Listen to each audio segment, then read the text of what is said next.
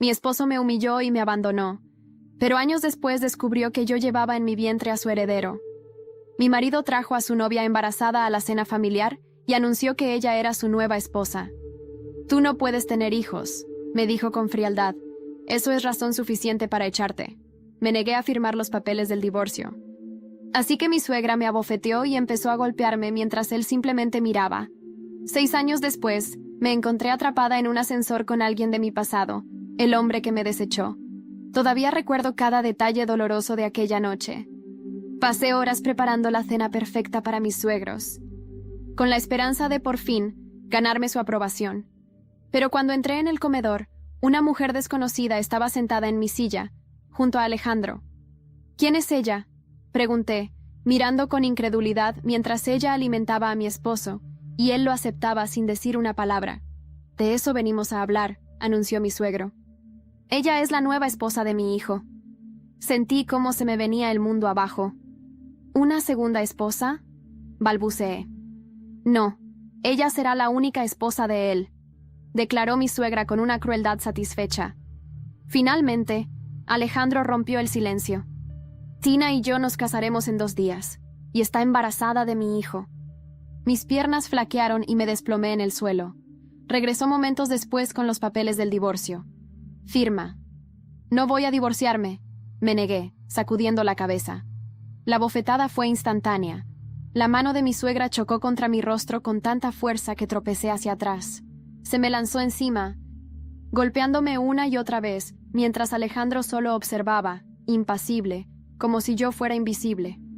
Más tarde esa noche, me echaron de la casa como basura. «¿Es que no ves que no te amo?», dijo Alejandro con voz helada.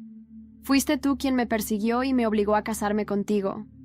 Me quedé sentada afuera de su portón bajo una lluvia torrencial hasta que me desmayé con fiebre. Cuando desperté en el hospital, la enfermera me trajo una noticia impactante. «Señora, tiene 5 semanas de embarazo». La esposa supuestamente incapaz de tener hijos, al final, llevaba en su vientre al hijo de él. Ahora, 6 años después, había reconstruido mi vida. Era una de las 3 chefs invitadas a ese evento prestigioso, y había criado sola a nuestro hijo, Mateo. Jamás esperé volver a ver a Alejandro, hasta que me topé con él accidentalmente en el pasillo del hotel. Pedí disculpas sin levantar la vista, y me apresuré hacia el ascensor. Pero no había avanzado mucho cuando una mano firme agarró mi hombro. «Isadora». La voz familiar me heló la sangre. «Se equivoca de persona», mentí, cambiando la voz antes de alejarme apresuradamente. Llegué al ascensor y presioné el botón frenéticamente, con el corazón latiendo con fuerza en el pecho. Cuando las puertas se abrieron, entré de inmediato y marqué mi piso, rezando para que se cerraran antes de que él me alcanzara. «Isadora», lo escuché gritar, pero por suerte, la puerta se cerró. Me deslicé por la pared, permitiéndome finalmente respirar, pero el alivio no duró mucho. El ascensor no se había movido. En cambio, la puerta se abrió lentamente, revelando a Alejandro de pie allí, con una mirada salvaje en los ojos. «¿Isadora?», susurró entrando al ascensor. «Tú estás viva». Me pegué a la esquina, tratando de poner la mayor distancia posible entre nosotros. «¿Cómo estás viva?», exigió con la voz temblorosa. «Ya te dije, no soy ella. Podemos parecernos, pero no soy la persona que tú crees que soy», insistí. En lugar de alejarse, me jaló hacia él y rasgó parte de mi vestido, buscando la marca de nacimiento en mi espalda, esa que solo él conocía. Cuando la encontró exactamente donde debía estar, dio un paso atrás, atónito. «¿Qué está pasando? ¿Cómo es posible esto, si hasta vi tu cuerpo sin vida?» Permanecí en silencio, con la mente a 1000 por hora. ¿De qué cuerpo muerto hablaba? ¿Quién se lo mostró? Nada de eso importaba en ese momento. Me llevó a su habitación, donde simplemente se quedó sentado, mirándome. «¿Cómo has estado?», preguntó al fin, después de lo que pareció una eternidad. No dije nada, ahogada por su presencia. «¿Quieres irte?», preguntó por fin. «Sí», respondí de inmediato. Mandó a su guardaespaldas, Esteban, para escoltarme. Esteban me abrazó con lágrimas en los ojos. «Todos pensamos que habías muerto. Incluso hicimos un memorial para ti». Cuando regresé a mi habitación del hotel, Encontré a mi hijo, Mateo, haciendo sus tareas escolares. Mirarlo ahora hacía que mi corazón latiera con fuerza. Era una copia exacta de su padre. El parecido era inconfundible. ¿Pasó algo?, preguntó Mateo con su típica perspicacia. Pareces emocionada. Vi a alguien de mi pasado, fue lo único que pude decir. Lo que Alejandro no sabía era que su leal guardaespaldas ya estaba investigándome. Señor, ella está aquí como una de las chefs principales, informaría pronto Esteban. Y trajo con ella a un niño. Yo no estaba preparada para verlo. Después de todo lo que viví, después de los años de silencio, de reconstruirme pedazo a pedazo, de aprender a respirar sin rencor, ahí estaba él. Alejandro. En carne y hueso, parado justo frente a mí en aquel maldito ascensor. Su voz aún me perseguía en los sueños rotos que fingía haber superado. Isadora, dijo, casi sin aire. Sentí que me arrancaban el alma por un segundo. Todo en mí gritaba que corriera, pero mis piernas no respondían. Mi espalda chocaba con la pared metálica del ascensor, mientras él daba un paso hacia mí, como si el pasado no nos hubiese destruido. «Estás viva», repitió, con ojos dilatados y las manos temblorosas. Tragué en seco y respondí lo único que mi instinto me dictó. «Se confunde de persona. No mientas». Su voz se quebró. Parecía un niño perdido en mitad del desierto. «Tienes la marca... la de tu espalda». Yo la vi. No puede ser una coincidencia. Apreté los labios. Maldita marca. Maldita yo por no haberla borrado. Por un instante, recordé sus dedos dibujándola con ternura cuando aún me decía que me amaba. ¡Qué idiota fui! ¿Qué estás haciendo aquí, Isadora? ¿Por qué fingiste tu muerte? ¿Dónde estuviste todo este tiempo? No te debo respuestas, escupí, sintiendo el temblor en mis propias manos. Él me miró como si le acabaran de enterrar un puñal. Y me alegró. Me alegró ver el dolor que él mismo me enseñó a sentir. Se apartó, torpe, sin dejar de observarme como si yo fuese un espejismo. ¿Tienes un hijo?, preguntó de pronto, y su voz cambió de dirección. Más grave, más urgente. Me quedé helada. No podía saberlo, no tan rápido. «No sé de qué hablas», dije, firme. «Esteban», murmuró. «Mi escolta me dijo que viniste con un niño». «¿Es mío, Isadora?», me empujó la furia. No porque me preguntara, sino porque después de todo, aún se atrevía a nombrar ese mío. ¿Tuyo? ¿Después de decirme que era estéril? ¿Después de dejar que tu madre me golpeara como a una criminal? No, no tienes ningún derecho». El ascensor se detuvo con un zumbido.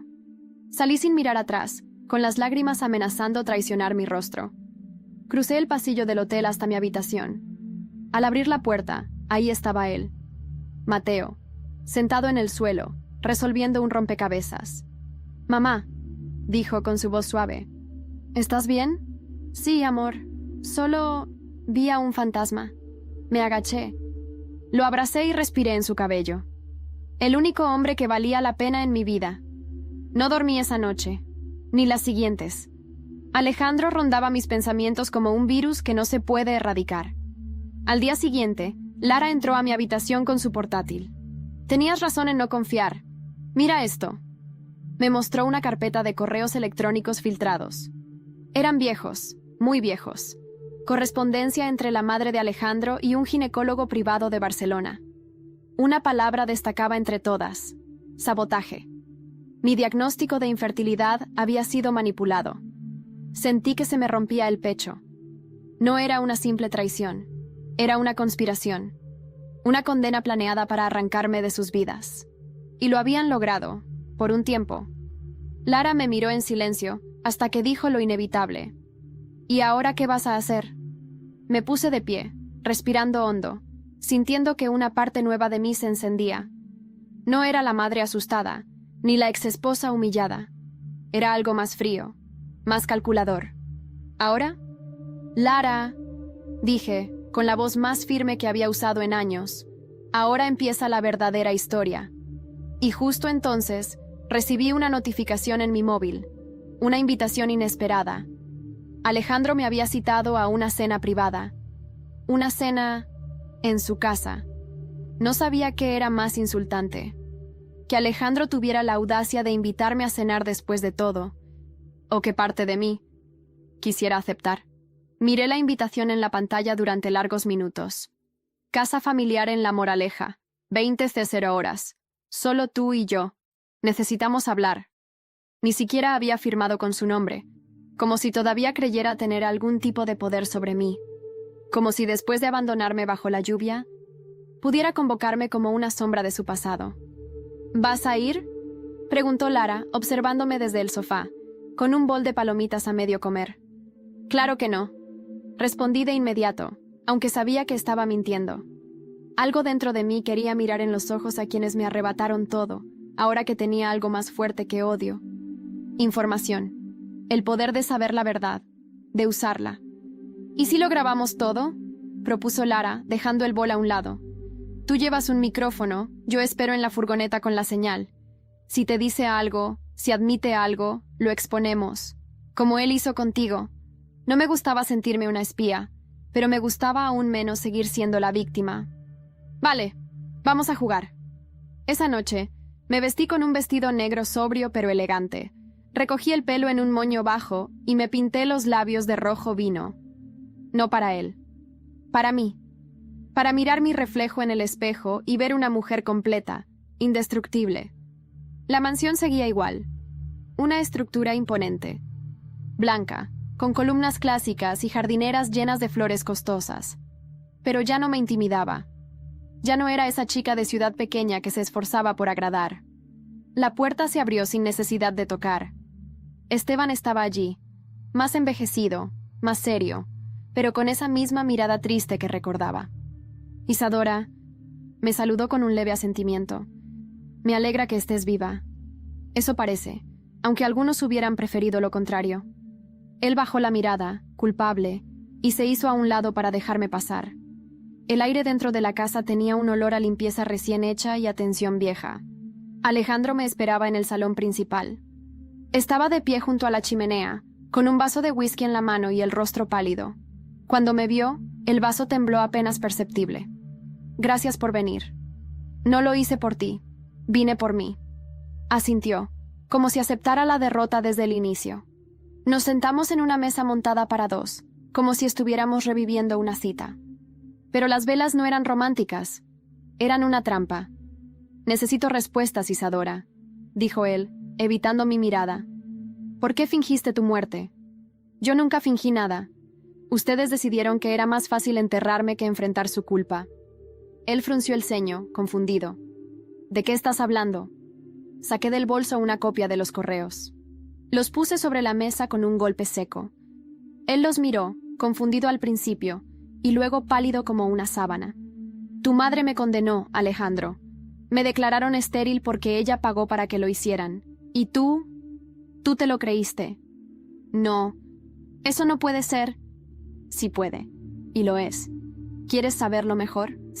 Esa noche, cuando me echaste a la calle, ya llevaba 5 semanas de embarazo. Se quedó mudo. El mundo pareció detenerse por un momento. Mateo, susurró, con los ojos aguados.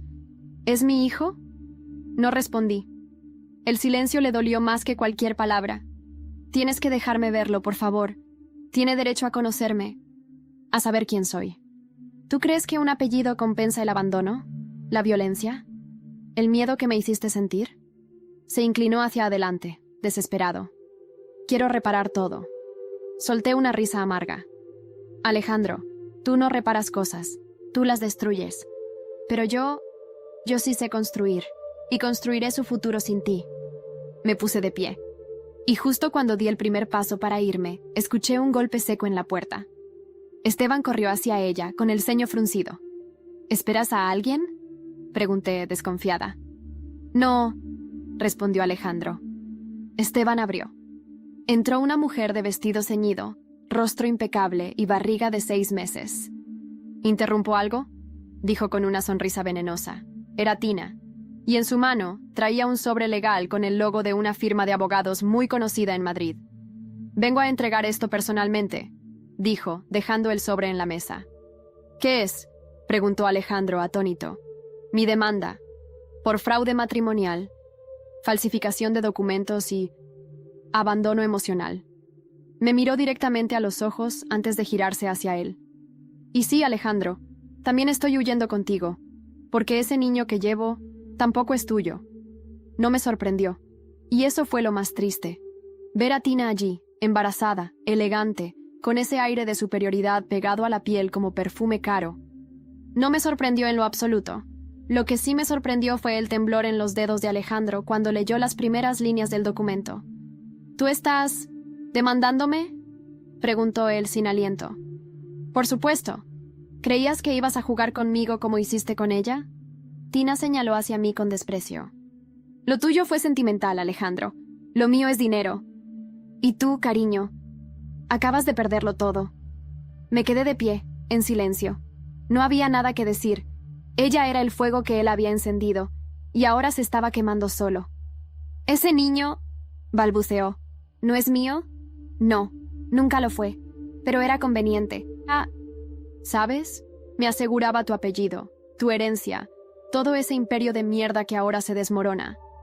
Alejandro cayó en la silla como si el mundo se hubiera colapsado bajo sus pies. Y por un instante, sentí algo que no había sentido en años. Poder. No el poder del rencor. No. Este era diferente. Era el poder de haber sobrevivido. De estar viva, entera, mientras él, que me creyó destruida, se deshacía delante de mis ojos. Tina se dio la vuelta sin despedirse, como si nunca hubiese sido parte de esa historia. Y quizás, para ella, nunca lo fue. Solo una jugada, una más. Alejandro levantó la mirada hacia mí. Sus ojos ya no tenían ira. Tenían miedo. Me equivoqué contigo, Isadora. No sé en qué momento me convertí en esto. Desde siempre fuiste así. Solo que yo no quería verlo, porque amarte fue más fácil que admitir que estabas podrido desde la raíz. Me marché sin mirar atrás. Sentí la brisa fría de la noche al salir de la mansión. Esteban me siguió en silencio hasta el coche. «Lo siento», dijo cuando me abrió la puerta. «De verdad. Yo sabía cosas, pero no tenía cómo ayudarte». Lo miré, sin rencor. Quizás él también fue una pieza en el tablero. Un peón más en el juego de los poderosos. ¿Y por qué ahora sí puedes? Porque ya no le debo nada a esa familia. Y porque vi cómo caíste, y cómo te levantaste sola. Me hiciste creer que todavía hay justicia. Lo miré largo rato. Y sin pensarlo demasiado, saqué del bolso una pequeña memoria USB. Toma. Aquí están los correos, los informes del ginecólogo, y otras cosas que encontré sobre la empresa de Alejandro. Blanqueo de capitales, malversación. Están todos los nombres, incluido su padre. Esteban palideció. ¿Vas a destruirlos? No, yo no. Tú sí. Entrégalo a la prensa, a Hacienda, a quien quieras, pero hazlo rápido, antes de que intenten callarte. Él asintió, con la mirada encendida por primera vez en años. Vi algo en él que no había visto antes. Propósito. Esa noche, al volver al hotel, encontré a Mateo dormido con los libros abiertos sobre la cama. Se había quedado estudiando sin esperarme. Me senté junto a él y acaricié su pelo. Su respiración tranquila era todo lo que necesitaba para no rendirme. Al día siguiente, el escándalo estalló. Los noticieros abrían con el titular: empresario madrileño investigado por fraude y corrupción familiar. El apellido del Valle aparecía por todas partes. La cara de Alejandro, descompuesta en cada imagen. El linaje que tanto veneraban, ahora desangrado frente a todo un país. Y mientras los medios servían, yo fui llamada a declarar. No por la fiscalía. Por alguien mucho más inesperado. La policía encontró documentos que conectaban a su madre, con una red de tráfico de influencias médicas en toda España, y necesitaban mi testimonio. Pero eso no fue lo más sorprendente. Esa misma mañana, cuando salí del juzgado, me esperaba un hombre alto, elegante, con el rostro cubierto por una bufanda gris. ¿Isadora del Pino?, preguntó con acento castellano marcado. Sí. ¿Nos conocemos?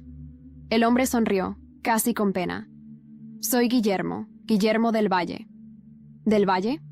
¿Eres familia de...? Su hermano, el que nunca quisieron que conocieras. Cuando me dijo su nombre, mi primer impulso fue reír. No porque me hiciera gracia, sino porque ya nada podía parecerme más retorcido. Un hermano secreto, otro del Valle, otro fragmento de una familia construida sobre mentiras. Guillermo del Valle. ¿Y por qué ahora? Él bajó la bufanda del rostro. Tendría poco más de 40 años, los mismos ojos de Alejandro, pero sin esa oscuridad detrás. Porque no sabía que existías, dijo. No hasta hace 2 días, cuando tu nombre empezó a aparecer en todos los canales. Cuando mi padre salió esposado de su despacho y mi madre colapsó frente a los periodistas. ¿Y qué quieres de mí?, le pregunté sin suavidad. Quiero ayudarte a terminar lo que empezaste. Guardé silencio. No me fiaba de él, claro. Pero en su mirada no había arrogancia, había rabia. Y algo más, vergüenza. No soy como ellos, Isadora, continuó. Mi madre me tuvo fuera del matrimonio, me escondieron toda mi vida. Nunca fui parte del linaje, pero vi desde dentro cómo usaban a las personas, cómo destruían a quienes no les servían. Te lo hicieron a ti, me lo hicieron a mí. Es hora de que se termine. ¿Y por qué tú? ¿Por qué no alguien más? Porque tengo algo que ni tú, ni Lara, ni Esteban tienen, acceso. Eso me detuvo. ¿Acceso a qué? A la fundación oculta, las cuentas offshore, los papeles que demuestran que toda la fortuna del valle se construyó sobre delitos. Tengo los códigos, tengo las ubicaciones. Lo miré fijo. Podía sentir el peso de esa información sin siquiera haberla visto. Necesito pruebas, Guillermo. No promesas. Él asintió y sacó de su mochila un pequeño disco duro. Esto es solo una parte. Si no te convence, me iré y no volverás a saber de mí. Lo tomé sin decir nada. Lara lo analizaría.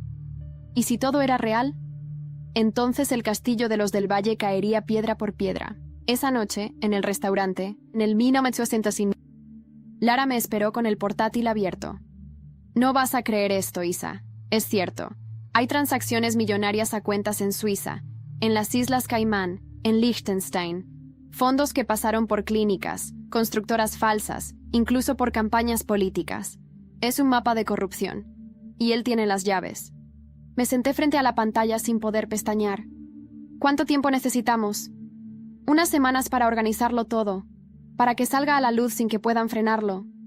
Pero esto no solo destruirá a Alejandro, destruirá a toda su familia, incluido Guillermo. Guardé silencio, y luego respondí lo que ya sabía. Él ya lo sabe. Durante los días siguientes, Guillermo y yo trabajamos como 2 cirujanos, diseccionando cada cuenta, cada documento, cada nombre implicado. Su forma de hablar era seca, eficiente. Pero en los descansos, cuando yo lo observaba, notaba que respiraba con dificultad, como si llevara años cargando una verdad demasiado pesada. Una noche, mientras Mateo dormía en la habitación contigua y Lara había salido por café, Guillermo me miró en silencio.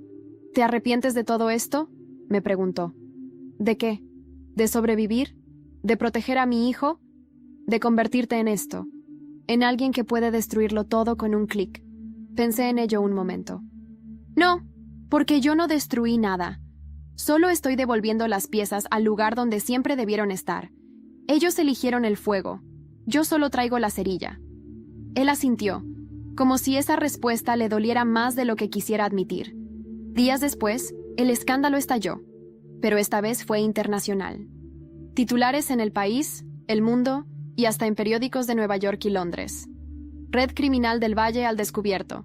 Cuentas offshore, sobornos, lavado de dinero. El patrimonio del Valle fue congelado. La empresa cerrada temporalmente. Y lo mejor de todo, las mujeres que ellos habían silenciado comenzaron a hablar, una por una. Historias de chantajes, manipulación médica, matrimonios forzados por intereses políticos. Y en cada relato aparecía una misma figura, la madre de Alejandro. Cuando la policía llegó a su casa, no opuso resistencia. Se la llevaron en bata de seda, con el maquillaje aún fresco, como si el mundo no se estuviera cayendo a pedazos. Y Alejandro desapareció. Durante días, nadie supo dónde estaba. No respondió a las citaciones. No apareció en la prensa. Su número estaba desconectado. Hasta que una mañana recibí una carta, sin remitente, pero reconocí su caligrafía. Dentro, una nota. No merezco perdón, pero necesito verlo. Solo una vez, no para mí, para él. Mateo tiene derecho a elegir si quiere conocerme. Te juro que esta vez no quiero quitarte nada. Solo mirarlo a los ojos y decirle que lamento todo. Debajo, una dirección. Un lugar remoto en Galicia. Doblé la carta, sintiendo el nudo en el pecho. Lara me miró desde el otro lado de la mesa. ¿Vas a ir? No respondí. Solo supe que sí, que tenía que hacerlo, porque a veces, para cerrar una herida, hay que mirar de frente al dolor. Galicia tenía ese tipo de belleza que dolía. Cielos grises, bruma constante, acantilados afilados que parecían cortar el horizonte en silencio. No era un paisaje que acogiera, era un paisaje que advertía. El camino hasta la casa indicada en la carta de Alejandro fue largo. Lara insistió en acompañarme, pero le pedí que no. Había cosas que necesitaba hacer sola. Esto era una de ellas. Mateo dormía en el asiento trasero. Le había dicho que íbamos de viaje, de aventura. Aún no sabía quién íbamos a ver. Aún no sabía nada. La casa era antigua, de piedra, cubierta por musgo. Estaba en lo alto de una colina, con el mar rompiendo salvaje justo detrás. La puerta se abrió antes de que tocara. Allí estaba él, no el Alejandro que me humilló en Madrid, ni el que me miró impasible mientras su madre me golpeaba. Este era otro hombre, más delgado, más envejecido, con la mirada vacía y una barba desordenada. Llevaba un jersey de lana gruesa y unos vaqueros desgastados. «Gracias por venir», dijo, con la voz ronca, casi inaudible. No respondí. Caminé hacia él, manteniendo la distancia. Mateo se bajó del coche aún medio dormido, con su mochila azul colgando de un hombro. Cuando lo vio, Alejandro pareció detenerse.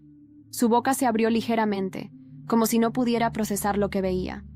«Es igual que tú», dije, sin rencor. Los mismos ojos, la misma manera de fruncir el ceño cuando piensa. Alejandro no dijo nada. Se agachó lentamente, poniéndose a la altura del niño. «Hola, Mateo». «Hola. ¿Nos conocemos?» Yo me agaché junto a él. «Mateo, este es Alejandro. Es una persona que me conoció hace mucho tiempo». «¿Fuiste amigo de mamá?» La pregunta fue una puñalada. «Fui algo mucho peor, pero espero que algún día me dejes ser algo mejor», respondió él, con una honestidad que me desarmó un poco. Mateo lo observó como solo los niños saben mirar, sin filtros, sin historia, solo presente.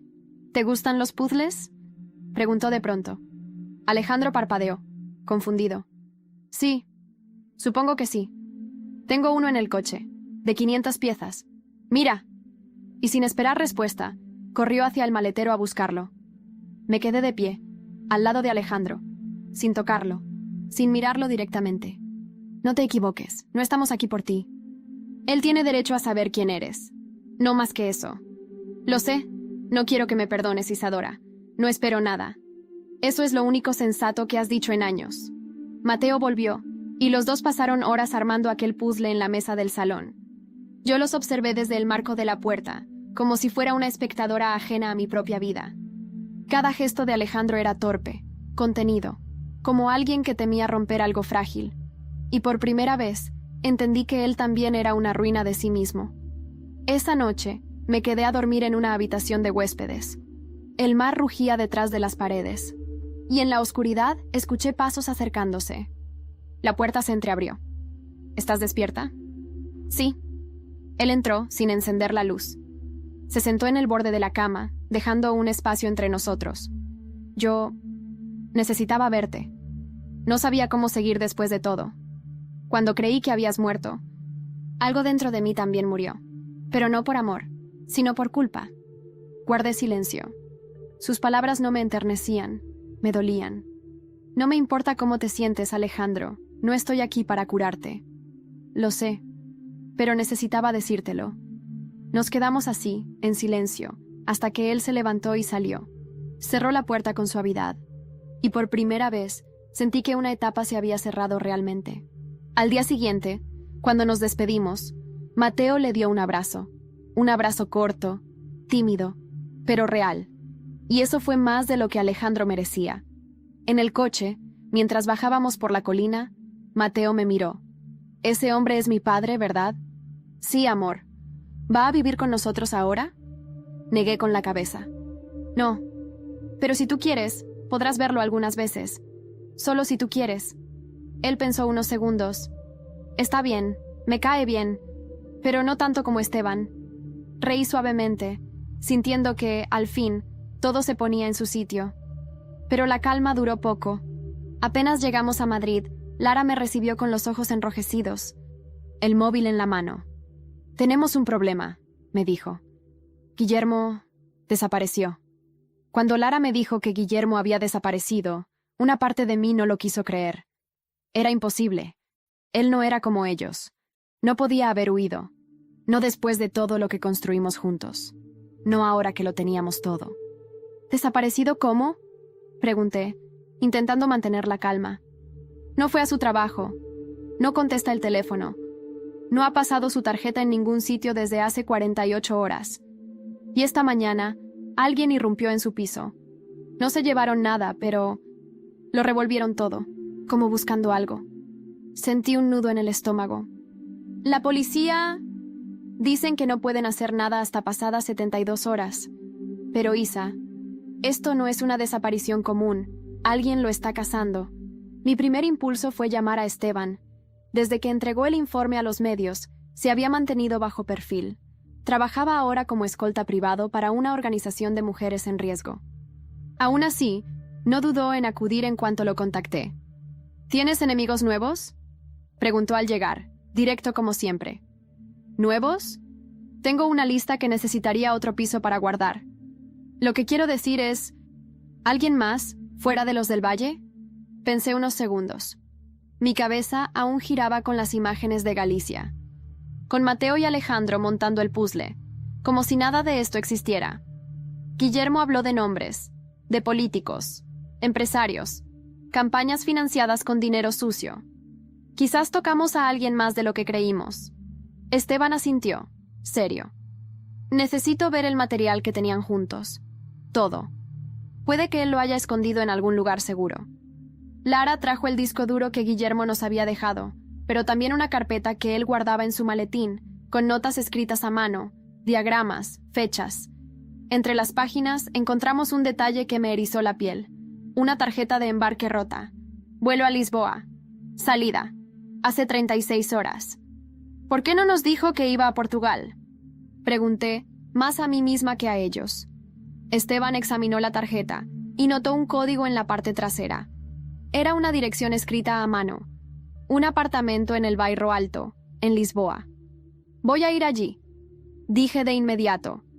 «No», intervino Esteban. «Yo voy primero. Si todo está bien, te aviso, pero no te arriesgues. Si alguien lo está buscando, tú eres el siguiente objetivo. Ya me arriesgaron demasiado tiempo.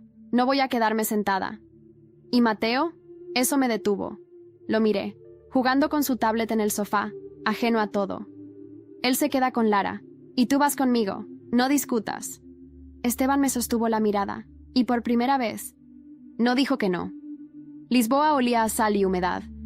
Las calles empinadas y los tranvías antiguos contrastaban con la urgencia que sentía en el pecho. El apartamento estaba en un tercer piso, sin timbre, sin cartel. Esteban forzó la cerradura con habilidad. El lugar estaba limpio, demasiado limpio, sin rastros de vida. Pero en una esquina, detrás de una cortina, encontramos una caja metálica pequeña. Dentro, un pendrive y una carta dirigida a mí. «Isadora, si estás leyendo esto, es porque algo salió mal. Sé que vendrían por mí tarde o temprano.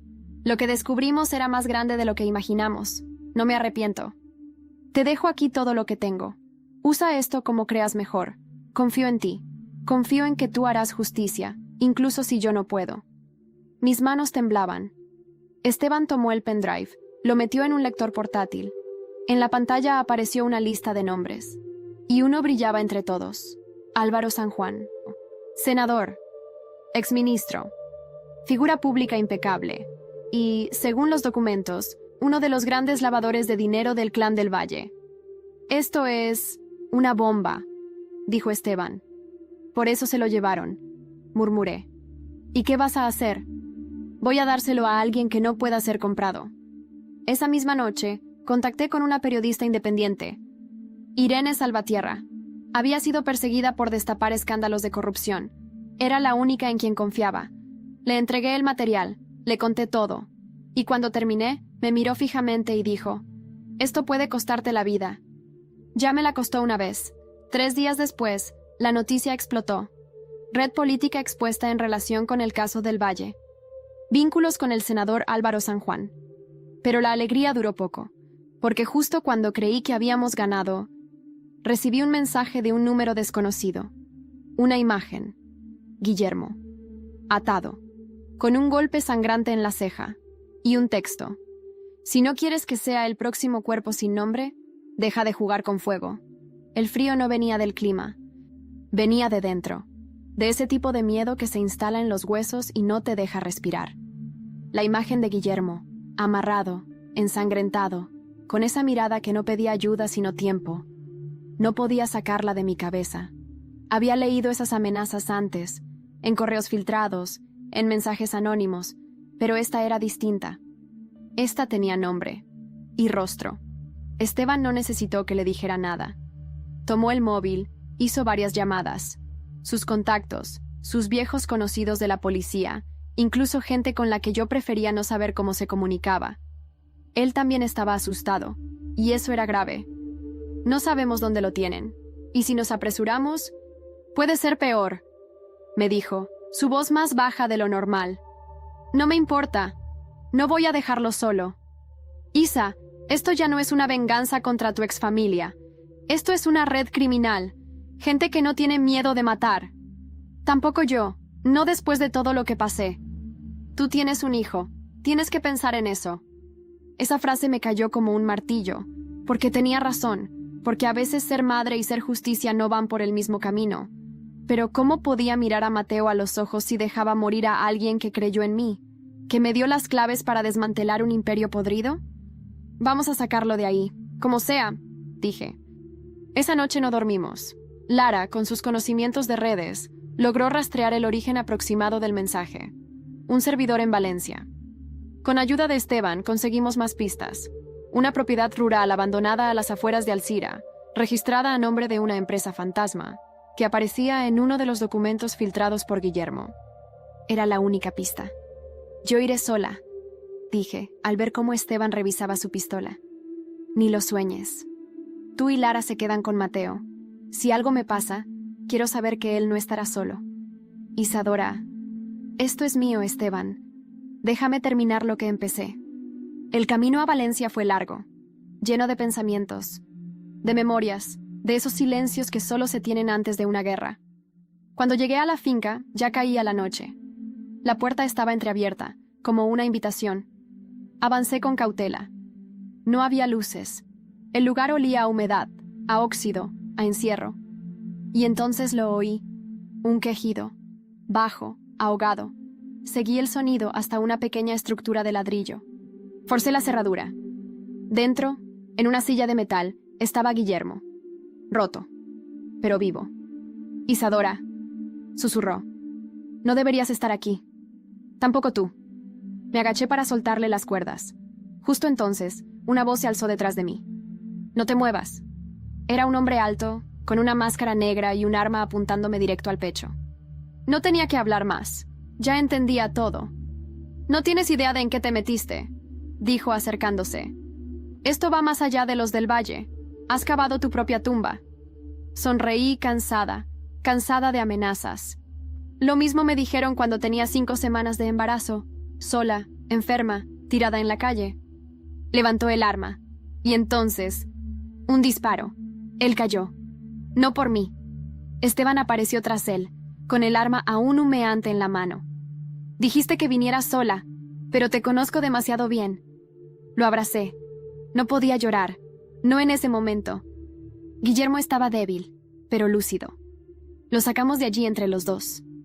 No hicimos preguntas, solo corrimos. Una semana después, Guillermo estaba ingresado en una clínica segura. No quiso protección oficial, ni cámaras. Solo pidió silencio. Quería desaparecer. ¿Lo vas a hacer?, le pregunté, sentada junto a su cama. Sí, todo esto me quitó demasiado, pero a ti no te tiene que quitar más. Me quitaron todo una vez. Esta vez no. Me dio una carta, su testamento, su renuncia a cualquier vínculo con los del Valle. y la donación de todos los fondos recuperados a una red de apoyo para víctimas de violencia y corrupción. Tú sabrás qué hacer con esto. Y se durmió. Esa misma tarde, regresé a casa. Mateo corrió a abrazarme. Me aferré a él como si fuese el único ancla en mi mundo. Mamá, ¿por qué tienes los ojos rojos? Porque a veces llorar es también ser fuerte. Y entonces llegó un mensaje nuevo a mi móvil. No era una amenaza, era una invitación. La familia del Valle exigía una reunión privada. Conmigo. La invitación era clara, fría, formal. Esperamos contar con su presencia. Será la última vez que el apellido del Valle se reúna bajo un mismo techo. La dirección era un palacete en Toledo, un lugar al que, irónicamente, nunca me habían llevado mientras fui parte de su familia. Una propiedad que usaban para asuntos delicados, según había escuchado en susurros durante las cenas opulentas que solían celebrar en Madrid. Es una trampa, me dijo Lara con el ceño fruncido. Están desesperados. Quieren silenciarte. Que lo intenten, respondí, con una frialdad que incluso a mí me sorprendió. No llevaba miedo en la maleta. Llevaba pruebas, grabaciones, documentos, el respaldo completo de lo que Guillermo y yo habíamos expuesto. Todo en un pendrive escondido en la suela de mis zapatos, por si no salía de allí caminando. Esteban, pese a mis protestas, me escoltó hasta Toledo. Se quedó en el coche, alerta, como un lobo a la espera del disparo. Entré sola. El palacete era enorme, silencioso. Una mezcla entre mausoleo y museo. Y allí estaban, sentados como fantasmas de un linaje en ruinas. El padre de Alejandro, que había sido liberado bajo fianza, su hermana menor, a quien apenas conocía, 2 abogados, y en el centro, como siempre, ella, la madre de Alejandro. «Qué alivio que hayas venido», dijo, con una sonrisa gélida. «No vine a escuchar mentiras», repliqué. «Así que mejor empiezan». «No estás aquí para oír», intervino el abogado mayor. «Estás aquí para negociar». «¿Negociar qué? ¿Su silencio?» Solté, y el eco rebotó por los muros antiguos como un disparo. Exactamente. Ahora fue el padre de Alejandro quien habló. Todos tenemos un precio, y el tuyo puede ser más alto que una venganza. Podemos garantizarte una vida cómoda, recursos para tu hijo, protección. Incluso podrías manejar parte de la fundación que tú misma ayudaste a recuperar. Me reí. Fuerte, casi con lástima. Después de todo lo que me hicieron, ¿creen que pueden comprar mi silencio? No seas ingenua, dijo la madre, entrecerrando los ojos. Tú ya perdiste. No tienes idea de a quién has arrastrado con esto. Hay nombres que no están en tu lista, y esos nombres no perdonan. Me acerqué lentamente. Dejé sobre la mesa una fotografía. Guillermo, en la clínica. Vivo. Tampoco ustedes. Pero esta vez no va a funcionar. Sus rostros se tensaron. La fachada de superioridad se quebró. Él está fuera del país. Mentí con convicción. Testificará ante jueces internacionales si es necesario. Y cada intento de silenciarlo o de dañarme será otro clavo en su ataúd legal. ¿Y qué quieres?, preguntó finalmente el padre, derrotado. Me incliné hacia él. Clavé los ojos en los suyos. Quiero su caída. Total. Que este apellido desaparezca. Que cada bien sea confiscado. Que cada víctima tenga justicia. Y si me siguen, si me amenazan, si se acercan a mi hijo, no tendrán dónde esconderse. No me interesa el dinero. Me interesa la verdad. Silencio. La madre de Alejandro bajó la mirada por primera vez. No habló más. Salí de allí con la sensación de haber firmado una sentencia. No sabía si para ellos o para mí. Esa noche, al llegar a casa, Mateo me esperaba con una hoja de papel en la mano. «Mira, mamá, escribí algo en el cole. ¿Quieres leerlo?» Tomé la hoja. Era una redacción titulada «Mi héroe». Mi héroe es mi mamá, porque lucha contra gente mala, pero no tiene capa.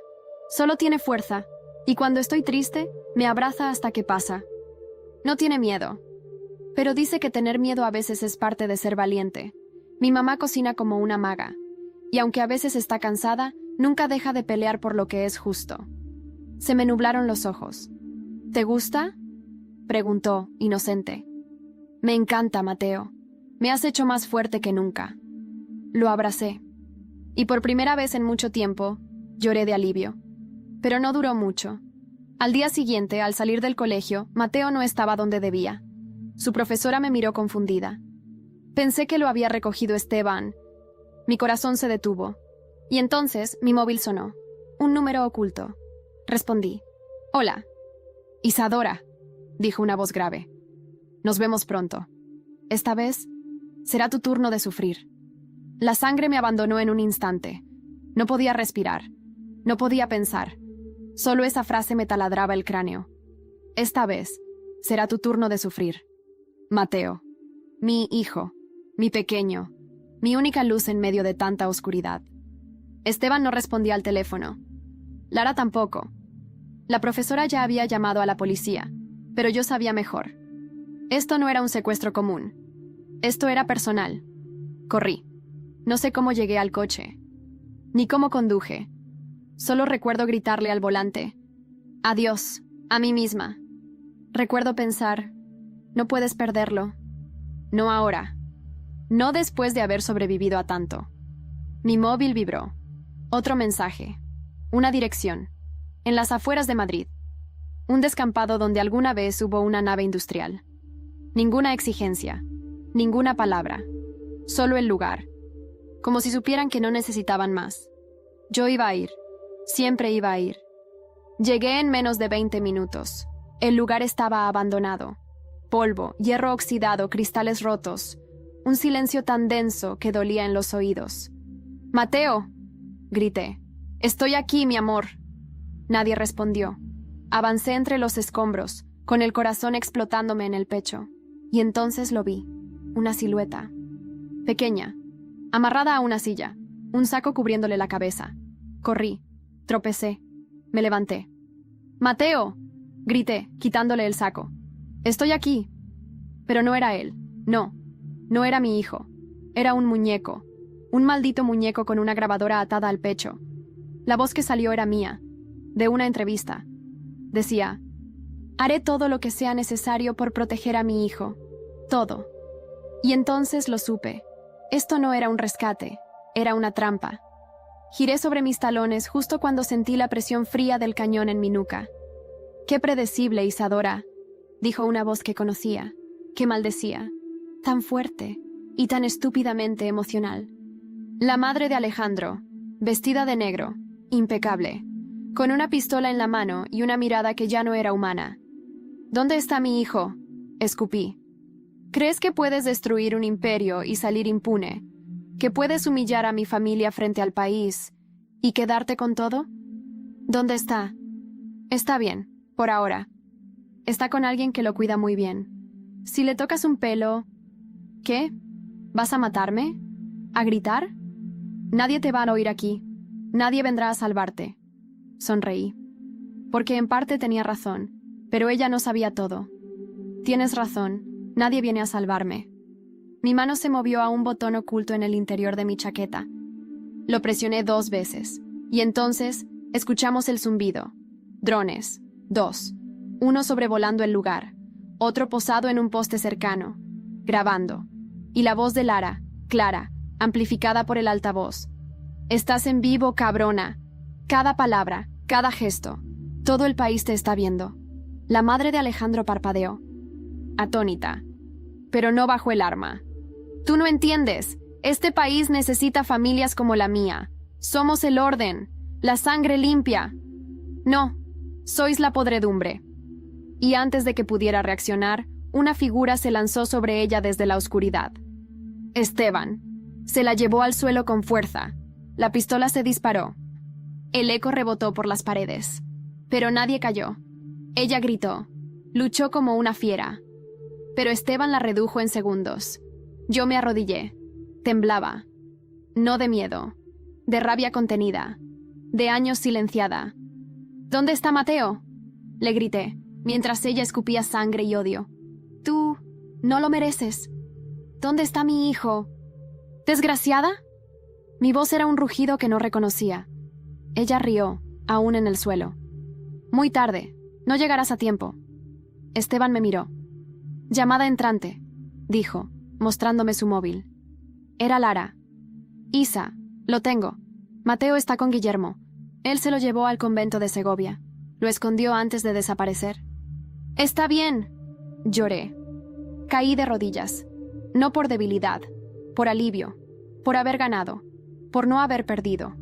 Horas después, en la tranquilidad del convento, abracé a Mateo como si fuera la primera vez. ¿Estás bien, mamá? Sí, mi vida, ya estamos a salvo. ¿Podemos ir a casa? Sí, pero no a cualquier casa. Me miró, curioso.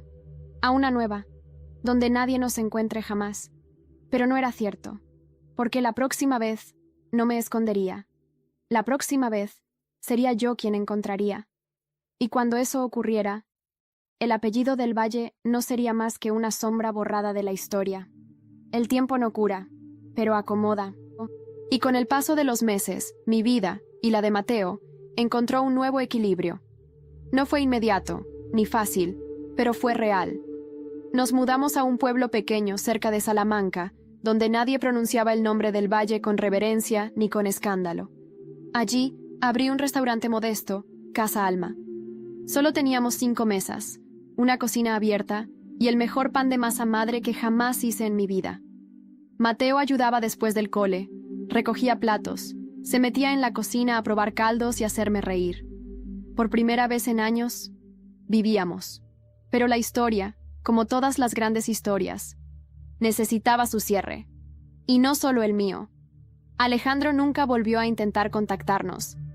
Después de la caída de su madre y del escándalo final transmitido en directo, huyó del país con documentos falsos.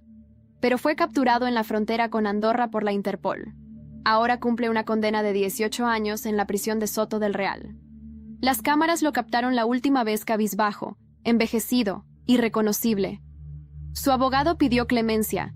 Yo no me presenté al juicio. No necesitaba verla. Ya no. Su madre, condenada a cadena perpetua por múltiples delitos, fue internada en un centro penitenciario especial tras sufrir un episodio psicótico en su celda. Repite constantemente que el linaje debe resurgir. Nadie la escucha, nadie la visita. El padre de Alejandro falleció de un infarto antes de ser sentenciado. Según me dijeron, fue en su despacho, rodeado de retratos familiares. Una última ironía de una vida construida sobre apariencias. Tina desapareció del mapa. Con el dinero que robó, se refugió en algún lugar del Caribe. La Interpol aún la busca. Pero a estas alturas, a nadie le interesa mucho. Guillermo, después del rescate, cumplió su palabra. Desapareció sin dejar rastro. Solo recibí una postal meses después, sin remitente. Solo una frase: la justicia fue tuya. Gracias por darme una razón para creer. Nunca supe si era de él, pero me bastó. Esteban se quedó en Madrid, liderando una organización de rescate y apoyo a mujeres víctimas de abuso institucional. Nos escribimos de vez en cuando. A veces, viene al pueblo y se queda a comer. Siempre le reservo su mesa favorita junto al ventanal. Lara se convirtió en socia del restaurante. Su cocina vegana revolucionó el menú. A veces la veo llorar frente al ordenador, escribiendo artículos para su blog donde narra todo lo que vivimos. Nunca pone nuestros nombres reales, pero las historias duelen por su verdad. Y Mateo, mi Mateo, cumplió 7 años hace un mes. Me pidió una bici y una tarta con forma de dragón. La tuvo. También una promesa. Mamá, cuando sea grande quiero ser chef, como tú. Pero también quiero proteger a la gente, como Esteban. Entonces serás mejor que todos nosotros, mi vida. Él sonrió, como si no llevara el peso de una historia que casi lo arranca del mundo. Una mañana, mientras cortaba cebolla en la cocina, sonó el timbre. Abrí la puerta. Era una mujer, joven, despeinada, con un niño de 2 años en brazos. ¿Tú eres Isadora? Sí. Me hablaron de ti, de que ayudas a mujeres que no tienen dónde ir, que han sido perseguidas. La miré, y no pregunté nada. Pasa, tenemos sitio, y sopa caliente. Ella entró, y supe entonces que todo lo que hice, todo lo que perdí, había valido la pena, porque ahora, yo era la que abría puertas. Y así terminó todo. No con aplausos, no con una portada de revista. Terminó en silencio, en la calma, en el derecho a empezar de nuevo. Y eso, para mí, fue la verdadera venganza.